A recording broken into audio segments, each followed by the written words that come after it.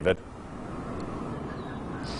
Yeah, Brian, a long day for us and a long day for everybody working inside. It's been a long 4 months as well. And just in the past couple of minutes, the Senate passing that mining tax, bringing in millions of dollars for education.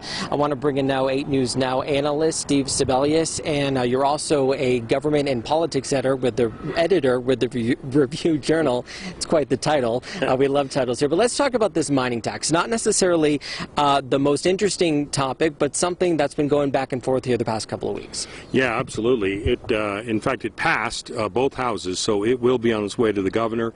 A number of Republicans, 2 in the Assembly and even more, 4 in the state Senate, voted for this tax. That's unusual, but it's a result of a lot of behind-the-scenes work in terms of collecting a compromise and convincing people that the amount of money that this is going to send directly to education was something that was worthwhile. Now, you heard that a lot in the speeches on the floor. Right, and $170 million over 2 years, $15 million from federal money, not the mining money, but federal money going to charter schools. Are you surprised that they were able to do this in the last couple of hours here?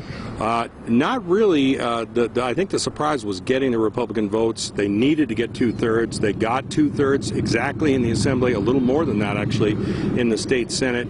But I think the amount of money that's going in was really what put it over the top. There are a few other things in there. Opportunity scholarships, which is very important to Republicans, is in there. A few other incentives, if you will, right, to get that bill passed. And I wasn't surprised about the timing, too, because in this building, a lot of things happened on the last day. Right, so we're at 6:30 here. We got about, what?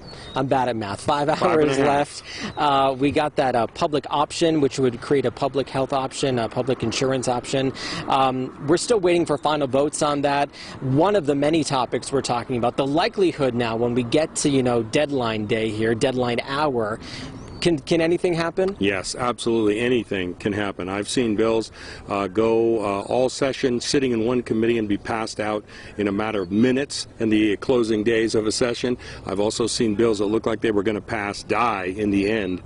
So really anything can happen. The public option bill is one that Democratic Senate Majority Leader Nicole Cannizzaro introduced. The Democrats really want it. It received Democratic majority support. So I think the odds are good that that one will also have a final passage and go over to the courtyard to the governor. All right, Steve Sebelius, thanks so much, and we'll see what happens. Of course, we'll keep you posted.